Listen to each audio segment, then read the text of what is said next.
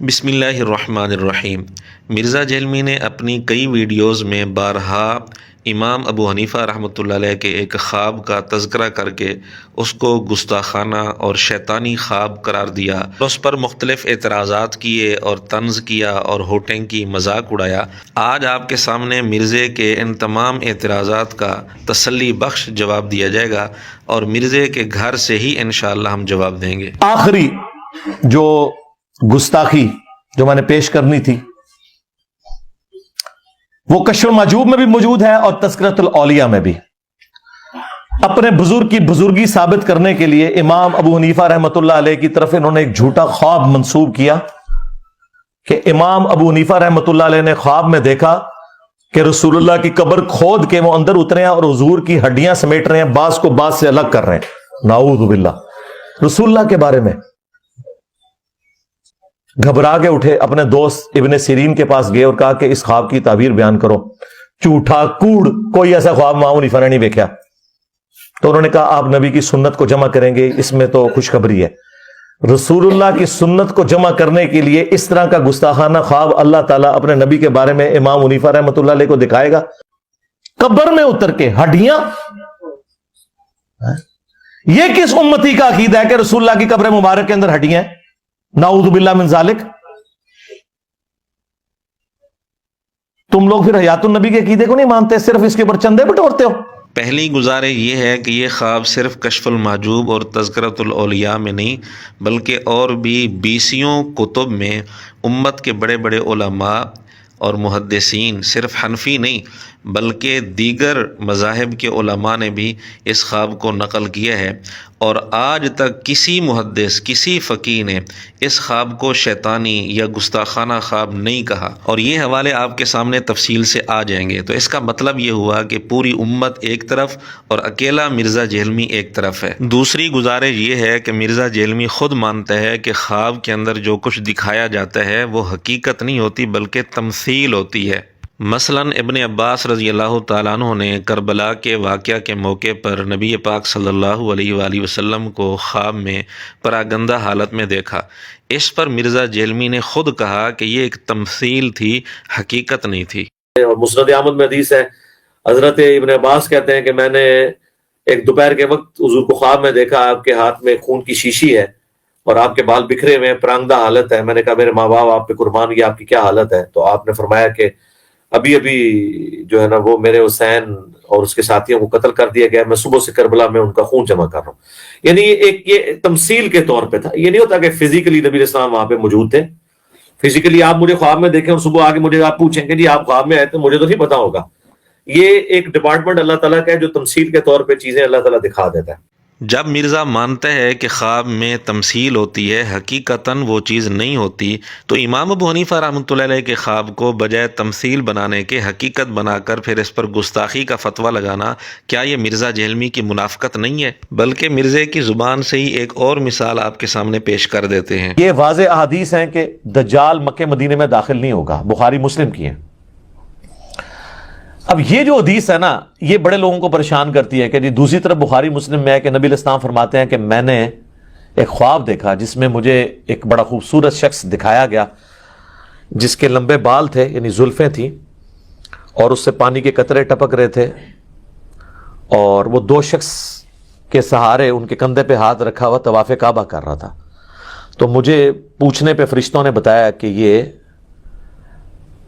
مسیح ہیں، عیسیٰ ابن مریم، اور یہ حضور کو خواب دکھایا جا رہا تھا۔ اور پھر نبی صلی اللہ علیہ وآلہ وسلم فرماتے ہیں تھوڑی دیر بعد میں نے دیکھا کہ ایک شخص طواف کعبہ کر رہا ہے جس کی دائیں آنکھ ختم ہے اور اس کی جو بائیں یعنی وہ کان ہے اور بائیں آنکھ جو ہے انگور کے یعنی دانے کی طرح ابری ہوئی ہے اور بڑا بدشکل گھنگریالے بالوں والا، وہ بھی دو افراد کے اوپر یوں ٹیک لگا کے نا اسی سٹائل میں وہ بھی طواف کعبہ کر رہا ہے۔ تو میں نے پوچھا یہ کون ہے؟ تو مجھے بتایا گیا یہ مسیح دجال ہے، وہ اوریجنل مسیح یعنی کرائسٹ، اور یہ ہے اینٹی کرائسٹ۔ جی ناظرین، آپ نے سن لیا، مرزا کہتے ہیں ایک طرف واضح احادیث موجود ہیں کہ دجال مکہ مدینہ میں نہیں جا سکے گا، اور دوسری طرف یہ بھی صحیح حدیث میں ہے کہ حضور علیہ الصلوۃ والسلام نے خواب میں دجال کو کعبہ کا طواف کرتے ہوئے دیکھا۔ تو ایک عام آدمی پریشان ہوتا ہے، اس کے ذہن میں سوال اٹھتا ہے کہ دجال جب مکہ مدینہ نہیں جائے گا تو کعبہ کا طواف کیسے کر رہا تھا؟ اس کا جواب مرزا نے جو دیا وہ آپ سن لیں۔ لیکن یہ واقعہ خواب کا ہے، خواب کا واقعہ تشبیہ کے طور پہ ہوتا ہے، ایکچول نہیں ہوتا۔ جب مرزا یہ مان رہا ہے کہ خواب کے اندر تشبیہ اور تمثیل ہوتی ہے، حقیقت نہیں دکھائی جا رہی ہوتی، پھر بھی امام ابو حنیفہ رحمۃ اللہ علیہ کے خواب کو تمثیل اور تشبیہ نہ بنانا بلکہ اس کو حقیقت بنا کر اس پر گستاخی کا فتویٰ لگانا، کیا یہ مرزے کی منافقت نہیں؟ فی الحال یہ دو مثالیں کافی ہیں جن سے یہ بات واضح ہوگی۔ خود مرزے نے مان لیا کہ خواب میں تمثیل اور تشبیہ ہوتی ہے، حقیقت نہیں دکھائی جا رہی ہوتی، اس لیے امام ابو حنیفہ رحمۃ اللہ علیہ کے خواب میں بھی جو منظر دکھایا گیا وہ ایک تمثیل اور تشبیہ تھی، حقیقت نہیں دکھائی گئی تھی، اور نہ ہی اس خواب کی بنیاد پر آج تک کسی نے یہ عقیدہ اختیار کیا کہ نعوذ باللہ نبی پاک صلی اللہ علیہ وسلم کا جسم مبارک محفوظ نہیں۔ اس خواب کی بنیاد پر آج تک کسی نے بھی یہ عقیدہ نہیں بنایا۔ اس لیے مرزا کا یہ اعتراض کرنا کہ یہ کس امتی کا عقیدہ ہے، وہ بھی یہ سوال تو تب ہوتا جب اس کو کوئی حقیقت مانتا، حالانکہ خود مرزا مان رہا ہے کہ خواب کے اندر حقیقت نہیں دکھائی جاتی، یہ ایک تمثیل اور تشبیہ ہوتی ہے۔ اب مرزے کا یہ اعتراض کرنا واقعتاً بہت بڑی منافقت ہے۔ لیکن اگر پھر بھی مرزے کا اصرار ہے کہ جی ہڈیوں کا لفظ ہے، ہڈیوں کا لفظ ہے، تو ہم پھر مرزے کی زبان سے ہی دو روایات پیش کرتے ہیں جو خود مرزے نے سنائی ہیں۔ ایک روایت میں یوسف علیہ السلام کے لیے اور ایک روایت میں نبی پاک صلی اللہ علیہ وآلہ وسلم کے لیے ہڈیوں کا لفظ آتا ہے، اور یہ دونوں روایتیں خود مرزے نے سنائی ہیں، اور یہ خواب کی بات نہیں بلکہ بیداری کی بات ہے۔ اگر ہڈیوں کا لفظ آ جانے سے خواب گستاخانہ بن گیا، حالانکہ خواب میں حقیقت نہیں ہوتی، تمثیل ہوتی ہے، اس کے باوجود ہڈیوں کے لفظ کو بنیاد بنا کر اگر مرزا کہتا ہے یہ خواب گستاخانہ ہے، تو پھر وہ دو روایات بھی گستاخانہ بنتی ہے نعوذ باللہ خود مرزے کے اصول کے مطابق۔ وہ دونوں روایات آپ مرزے کی زبان سے سن لیں۔ تو یہ حدیث ہے جس میں حضرت یوسف علیہ السلام کا جسد انور وہاں پہ شفٹ کرنے کی بات ہے، لیکن اس حدیث کے اندر ایک اشکال بھی ہے، میں اس کو کلیئر کر دوں۔ اس حدیث میں الفاظ ہیں کہ حضرت موسیٰ علیہ السلام نے کہا وَاسْتَخْرِجُوا عِظَامَ یوسف، یوسف کی ہڈیوں کو یہاں سے نکالو۔ اس کی وجہ سے بعض لوگ یہ کہتے ہیں کہ جی یہ تو حضرت یوسف علیہ السلام کا تو جسم معاذ اللہ سلامت نہیں تھا، وہ تو ہڈیاں شفٹ کی گئی ہیں۔ شیخ البانی رحمہ اللہ تعالی سلسلہ احادیث صحیحہ میں لکھتے ہیں کہ میں بڑا عرصہ پریشان رہا کہ ہمیں تو صحیح احادیث کی روشنی میں یہ بات پتہ ہے، ایون قرآن سے بھی اشارہ ملتا ہے، میں بعد میں بتاتا ہوں آپ کو، کہ انبیاء کے جسموں کو مٹی نہیں کھاتی ہے، تو یہ کیسے ہو سکتا ہے کہ یوسف علیہ السلام کے ہڈیوں کا ڈھانچہ وہاں پہ ہو؟ تو کہتے ہیں میرا مسئلہ حل ہوا جب میں نے سنن نبی داؤد میں وہ حدیث پڑھی نا، حضرت تمیم داری نے کہا یا رسول اللہ صلی اللہ علیہ وآلہ وسلم، آپ یعنی کھڑے ہو کے خطبہ دیتے ہیں تو میں آپ کے لیے ایک ممبر نہ تیار کروا دوں جس پہ آپ بیٹھ کے تھوڑی دیر آرام کر لیا کریں۔ تو اس میں پتہ کیا الفاظ ہیں؟ وہ کہتے ہیں یحمل عظامک، اس ممبر پہ آپ اپنی ہڈیاں رکھ سکیں، ہونا تو چاہیے تھا جسم رکھ سکیں۔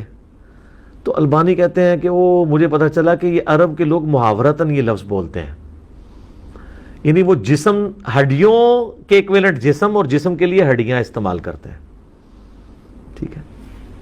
جیسے ہمارے جسم میں درد ہو تو ہم کیا کہتے ہیں میری ہڈیاں ٹوٹ رہی ہیں، اس کا یہ مطلب نہیں ہوتا کہ فزیکلی کوئی ہڈیاں ٹوٹ رہی ہیں، جسم میں درد ہے۔ ناظرین، یہ دونوں روایتیں آپ نے مرزے کی زبان سے سن لیں، دونوں روایتوں میں لفظ ہڈیوں کا استعمال ہوا ہے، لیکن مرزے نے یہاں علامہ البانی سے تعویل نقل کی اور اس کی تائید بھی کی کہ جی یہاں حقیقی معنی مراد نہیں ہے بلکہ یہاں مراد ہے جسم۔ اس کا مطلب ہے اگر ان دونوں روایتوں میں حقیقی معنی مراد لیا جائے تو یہ دونوں روایتیں گستاخانہ بنتی ہیں نعوذ باللہ، اس لیے ان کے اندر توجیہ کرنی پڑے گی اور حقیقی معنی مراد نہیں لینا پڑے گا۔ تو جس طرح ان دو روایتوں میں حقیقی معنی مرزا مراد نہیں لے رہا، حالانکہ یہ دونوں باتیں خواب کی نہیں بلکہ بیداری کی ہیں، جب بیداری میں ہڈیوں کا لفظ استعمال ہو اور اس کے اندر توجیہ کی جا سکتی ہے، تعویل کی جا سکتی ہے، تو خواب میں تو ویسے بھی حقیقت نہیں دکھائی جاتی، یہ تو مرزا مانتا ہے تمثیل ہوتی ہے، تشبیہ ہوتی ہے۔ جب بیداری کے اندر یہ لفظ استعمال ہو وہ گستاخی نہیں ہے۔ خواب کے اندر اگر اس قسم کا منظر دکھا دیا جائے تو اس کو بجائے تمثیل کے حقیقت کا عنوان دے کر پھر اس پر گستاخی کا فتویٰ لگانا، کیا یہ مرزے کی منافقت نہیں ہے؟ اگر فتویٰ لگانا ہے تو ہڈیوں کا لفظ تو ان دو روایتوں میں بھی استعمال ہوا ہے، تو ثابت ہوا کہ اس خواب کو گستاخانہ کہنا مرزے کی زیادتی ہے اور منافقت ہے۔ یہاں ایک اور گزارش بھی ہم کرتے چلیں کہ ان دونوں روایتوں میں لفظ عظام کا آیا تھا، یعنی ہڈیاں، لیکن مرزے نے ترجمہ کیا جسد انور۔ مرزے کو چاہیے تھا کہ لفظی ترجمہ کرتا، جسد عربی کا لفظ ہے، انور عربی کا لفظ ہے، لیکن مرزے نے ترجمہ یہی کیا جسد انور۔ لیکن جب بات آتی ہے نبی اکرم صلی اللہ علیہ وسلم کے متعلق جو قرآن کریم میں ماتا کا لفظ استعمال ہوا ہے، افئم ماتا، یہاں مرزا اعتراض کرنے لگ جاتا ہے۔ یہاں مرزا کہتے ہیں جی ماتا کا ترجمہ ہی بدل دیا، وصال، وفات۔ پھر اس ترجمے پر مرزے نے اعتراض کرتے ہوئے کہا کہ وصال عربی کا لفظ ہے، وفات عربی کا لفظ ہے، تو اگر یہی لفظ بولنا تھا تو اللہ تعالیٰ بول دیتا، جب اللہ نے یہ لفظ نہیں بولے تو تم کیوں ترجمہ کر رہے ہو؟ اور پھر ساتھ یہ بھی اعتراض کرتے ہیں جی اللہ کو یہ مشورہ دے رہے ہیں کہ جی ماتا کا لفظ استعمال نہیں کرنا چاہیے تھا، وصال کا لفظ استعمال کرنا چاہیے تھا، وفات کا لفظ استعمال کرنا چاہیے تھا۔ اس قسم کے بے تکے اور بے معنی اعتراض کرتا ہے۔ یہاں مرزا پکڑا گیا، یہاں مرزے نے عظام کا ترجمہ کیا جسد انور۔ اب ہم مرزے سے پوچھتے ہیں کہ جسد تو عربی کا لفظ ہے، انور عربی کا لفظ ہے، اگر یہی لفظ استعمال کرنا تھا تو ان دو روایتوں میں استعمال ہو جاتا۔ جب یہ لفظ ان روایتوں میں استعمال نہیں ہوا تو مرزا کیوں ترجمہ کر رہا ہے؟ اگر مرزے کے لیے عظام کا ترجمہ جسد انور کے ساتھ کرنا درست ہے تو پھر ماتا کا ترجمہ وصال یا وفات کے ساتھ کرنا کیوں غلط ہو گیا؟ افئم ماتا، اگر یہ مر جائیں اور ان کے ترجمے میں وصال شریف فرما جائیں، کولوں لفظ بنائے نے وصال شریف، بھائی قرآن یہ لفظ نہیں تھا استعمال کر سکتا، وصال تو عربی کا لفظ ہے۔ او قتلا، یا قتل ہو جائے، یہ ہوتے تو کہتے یا اللہ شہیدہ لفظ یوز کر لے، تھوڑی احتیاط ہو جائے گی نا، گستاخی نہیں ہونے لگی۔ شہید بھی عربی کا لفظ تھا۔ جی ناظرین، دیکھا آپ نے افئم مات او قتلا، یہ الفاظ نبی اکرم صلی اللہ علیہ وآلہ وسلم کے لیے استعمال ہوئے، اور ماتا کا ترجمہ علماء نے وصال کر دیا، تو اس پر مرزے کو اعتراض ہے کہ جی یہ خود عربی لفظ ہے تو اللہ نہیں استعمال کر سکتا تھا۔ اور اسی طرح قتلا کا ترجمہ شہید کے ساتھ کر دیا تو اس پر بھی مرزے کو اعتراض ہے کہ یہ خود عربی لفظ ہے۔ تو ہم بھی پھر مرزے سے سوال کرتے ہیں کہ عظام کا لفظ دونوں روایتوں میں آیا ہے، مرزے نے عظام کا ترجمہ جسد انور کیا ہے، جسد تو خود عربی لفظ ہے، تو مرزا عظام کا ترجمہ جو صحیح بنتا ہے وہ کرے نا ترجمہ۔ اگر مرزا خود عظام کا ترجمہ جسد انور کے ساتھ کرے تو یہ ٹھیک ہے مرزے کے لیے، دوسرے علماء اگر ماتا کا ترجمہ وصال کے ساتھ، قتلا کا ترجمہ شہید کے ساتھ کر دیں تو اس پر مرزے کو اعتراض ہے۔ اور اس پر مرزے کے لیے ایک اور پھکی بھی ہم دینا چاہتے ہیں۔ نبی پاک صلی اللہ علیہ وآلہ وسلم کا ایک دانت مبارک غزوہ احد کے موقع پر اس کا کچھ حصہ شہید ہوا تھا۔ اب یہاں شہید کا لفظ ہم بھی استعمال کر لیتے ہیں، اور مرزا بھی جب بھی یہ بات کرتا ہے وہ شہید کا لفظ بھی استعمال کرتا ہے، حالانکہ احادیث کے اندر شہید کا لفظ یہاں اس موقع پر کہیں بھی نہیں ہے، بلکہ کوسیرا کے الفاظ آتے ہیں کہ دانت ٹوٹا تھا۔ اب الفاظ تو یہ ہیں، لیکن مرزا جب بھی یہ بات کرتا ہے شہید کا لفظ استعمال کرتا ہے، تو مرزے سے ہم بھی پوچھ سکتے ہیں کہ شہید کا لفظ خود عربی لفظ ہے، کیا روایات کے اندر صحابہ یہ لفظ استعمال نہیں کر سکتے تھے؟ جب صحابہ نے نہیں کیا تو پھر یہ کیوں استعمال کرتا ہے؟ یعنی جو اعتراض مرزا ماتا اور قتلا کے ترجمے میں علماء پر کرتا ہے وہی اعتراض خود مرزے پر بھی ہو سکتا ہے۔ مسلم میں بھی، بخاری مسلم میں آتا ہے کہ جب نبی الاسلام کے یہ 4 دانت شہید ہوئے اور آپ کا خون نہیں رکتا تھا، آپ کی شہادت کی افواہ پھیل گئی۔ مرزے کا یہ کہنا کہ 4 دانت شہید ہوئے تھے یہ تو خیر مرزے کی جہالت ہے، 1 دانت شہید ہوا تھا، لیکن شہید کا لفظ جو مرزا استعمال کر رہا ہے تو احادیث میں تو شہید کا لفظ نہیں آتا، احادیث میں تو کوسیرا کا لفظ آتا ہے، تو مرزا یہاں شہید کا لفظ کیوں بول رہا ہے؟ شہید تو خود عربی لفظ ہے، تو مرزے کے اصول کے مطابق یہاں شہید کا لفظ نہیں بولنا چاہیے، اور اسی طرح مرزے کے اصول کے مطابق عظام کا ترجمہ جسد انور کے ساتھ نہیں کرنا چاہیے۔ ہمارے ہاں تو بالکل درست ہے، لیکن مرزے کے اصول کے مطابق درست نہیں، اور یہ مرزے کی منافقت ہے کہ اعظام کا ترجمہ جسد انور کے ساتھ خود کر رہا ہے، یہاں کوئی اعتراض نہیں ہے اس کو، اور کوسیرا کا ترجمہ شہید کے ساتھ دانت مبارک کے لیے خود کر رہا ہے، یہاں کوئی اعتراض نہیں۔ لیکن جب علماء نے ماتا کا ترجمہ وصال کے ساتھ کر دیا یا قتلہ کا ترجمہ شہید کے ساتھ کر دیا تو اس پر مرزے نے ہوٹنگ شروع کر دی، یہ مرزے کی منافقت ہے۔ خیر یہ بات تو ضمناً آ گئی تھی، بات چل رہی تھی امام ابو حنیفہ رحمۃ اللہ علیہ کے خواب کے متعلق، تو اس حوالے سے انشاءاللہ ہم اگلے حصے میں آپ کے سامنے ان بڑے بڑے علماء کے حوالے پیش کریں گے جن کا تذکرہ خود مرزا کرتا ہے اور جن کے حوالے خود مرزا دیتا ہے۔ یہ واقعہ 20 کتب میں موجود ہے اور امت کے بڑے بڑے علماء، مورخین، فقہا، محدثین نے اس کو نقل کیا ہے، اور کسی نے بھی اس کا انکار نہیں کیا، اس کو گستاخانہ یا شیطانی خواب نہیں کہا۔ اور یہ واقعہ ایک سند کے ساتھ نہیں بلکہ متعدد سندوں کے ساتھ موجود ہے جو آج ہم نے آپ کے سامنے پیش کرنے ہیں، اور اکثر حوالے ان علماء سے دیں گے جن کا تذکرہ اور تعریف مرزا خود کرتا ہے۔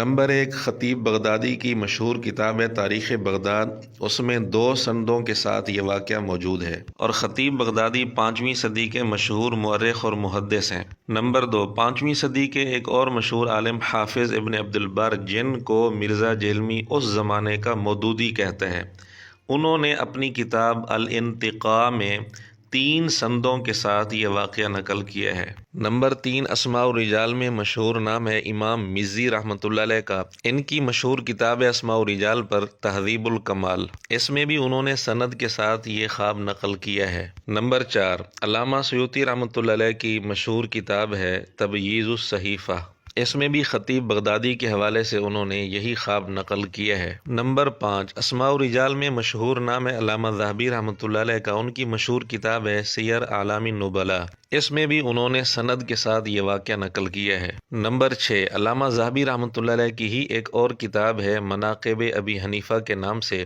اس میں بھی کئی سندوں کے ساتھ انہوں نے یہی واقعہ نقل کیا ہے۔ نمبر 7، مشکات کی مشہور شرح مرقات المفاتی ملا علی قاری رحمۃ اللہ علیہ کی لکھی ہوئی، جس کی تعریف خود مرزے نے بھی کئی دفعہ کی ہے، اس میں بھی خواب والا یہ واقعہ مذکور ہے۔ نمبر 8، مشکات کی ایک اور شرح ہے فتح الالہ ابن حجر حیتمی رحمۃ اللہ علیہ کی، انہوں نے بھی اپنی اس کتاب میں یہ خواب نقل کیا ہے۔ نمبر 8، اہل حدیث مکتب کے مشہور عالم ہیں نواب صدیق حسن خان، جن کا مرزا نے بھی تعریفی انداز میں ذکر کیا ہے، ان کی کتاب ہے التاج المکلل، اس میں بھی خطیب بغدادی کے حوالے سے یہ خواب نقل کیا گیا ہے۔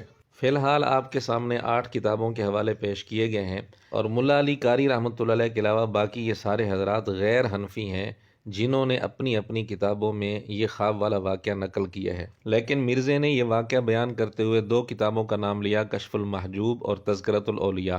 مرزے نے کہا کہ ان 2 کتابوں میں یہ گستاخانہ واقعہ نقل ہوا ہے، اس لیے یہ 2 کتابیں گستاخانہ ہیں۔ ہمارا سوال یہ ہے کہ اگر اس خواب کی وجہ سے یہ دونوں کتابیں گستاخانہ ہیں تو پھر مرزا ہمت کرے جو کتابیں ہم نے پیش کی ہیں ان کتابوں پر بھی گستاخی کا فتویٰ لگائے اور ان کے مصنفین پر بھی گستاخی کا فتویٰ لگائے۔ اگر مرزے کے اندر یہ ہمت نہیں ہے کہ وہ ان کتابوں پر اور ان کے مصنفین پر گستاخی کا فتویٰ اگر نہیں لگا سکتا تو پھر مرزا ان 2 کتابوں کو اس خواب کی وجہ سے گستاخانہ کیوں کہہ رہا ہے؟ کیا یہ مرزے کی منافقت نہیں ہے؟ 20 کتب کے اندر یہ واقعہ درج ہوا ہے، خواب نقل کیا گیا ہے، لیکن کسی نے بھی اس کا انکار بھی نہیں کیا، اس کو گستاخانہ نہیں کہا، اس کو شیطانی خواب نہیں کہا۔ پوری امت ایک طرف ہے، مرزا جہلمی اکیلا ایک طرف ہے۔ مرزا جہلمی نے اپنے پیپر 5B میں صلح حسن کی شرائط لکھی ہیں۔ جب ہماری طرف سے مطالبہ ہوا کہ ان کی سند پیش کرو تو مرزے نے اپنی جان بچانے کے لیے یہ بہانہ بنایا کہ جی یہ بتائیں آج تک کسی نے ان شرطوں کا انکار کیا ہے؟ یعنی مرزے کا اصول یہ بن گیا کہ اگر کسی بات پر علماء امت نے انکار نہ کیا ہو تو پھر اس پر اجماع ہو جائے گا اور وہ بات معتبر ہوگی۔ تو پھر اس خواب کو نقل کرنے کے بعد کسی نے بھی اس کا انکار نہیں کیا، اس کو گستاخانہ نہیں کہا، اس کا مطلب امت کے علماء کا اجماع ہو گیا کہ یہ خواب درست ہے۔ خود مرزے کے اصول کے مطابق یہ اجماع ہے، اور مرزے کا یہ بھی اصول ہے کہ جس واقعہ کو تلقی بالقبول حاصل ہو جائے اس کی سند دیکھنے کی بھی ضرورت نہیں ہوتی۔ تو اس واقعہ کی تو سندیں بھی موجود ہیں اور تلقی بالقبول بھی اس واقعہ کو حاصل ہے، 8 حوالے ہم پیش کر چکے ہیں۔ تو مرزے کے اس اصول کے مطابق بھی یہ واقعہ بالکل قابل اعتبار ہے، اس لیے اس پر مرزے کا فتویٰ لگانا مرزے کی منافقت ہے، زیادتی ہے۔ روایتوں کے اوپر کسی معاملے میں کسی روایت کے اوپر کوئی اجرا ہو سکتی ہے، تلقی بالقبول جن چیزوں کو حاصل ہو جاتا ہے اس میں کوئی دوسری رائے نہیں ہوتی۔ تو مرزا جی تلقی بالقبول تو یہاں بھی موجود ہے، یہاں آپ کیوں گستاخی کا فتویٰ لگا رہے ہیں، شیطانی خواب کہہ رہے ہیں، نعوذ باللہ۔ ہمارا یہ دعویٰ ہے کہ ایک سنی امام دکھائیں جس نے صلح حسن کا انکار کیا ہو۔ سب کے سب صلح حسن کی شرائط لکھتے ہیں کہ ان شرائط کے اوپر صلح ہوئی تھی، دلیل وہاں ہوگی جہاں انکار آئے گا۔ ہمارا بھی یہی مطالبہ ہے، مرزا اور اس کے شاگرد مل کر ایک سنی امام دکھا دیں جس نے اس خواب کا انکار کیا ہو اور اسے گستاخانہ کہا ہو، اسے شیطانی خواب کہا ہو۔ اور پانچواں حوالہ یہ ہے کہ کشف المجوب میں اور تذکرۃ الاولیاء کے اندر امام حنیفہ کی طرف انہوں نے منسوب خواب لکھا کہ انہوں نے نبی علیہ السلام کی قبر سے ہڈیاں سمیٹی ہیں۔ یہ گستاخانہ خواب، شیطانی خواب۔ مرزے کی منافقت دیکھیں، یہاں 2 کتابوں کا نام لیتے ہیں، کشف المحجوب، تذکرۃ الاولیاء، حالانکہ 20 کتابوں میں امت کے بڑے بڑے علماء، محدثین اور فقہاء نے اس واقعہ کو نقل کیا ہے۔ 8 حوالے ہم پیش کر چکے ہیں اور بھی بہت سارے حوالے پیش کیے جا سکتے ہیں۔ اب مرزا اور اس کے شاگرد ہمت کریں، صرف ایک سنی امام سے ثابت کر دیں جس نے اس کا انکار کیا ہو اور اس کو گستاخانہ اور شیطانی خواب کہا ہو۔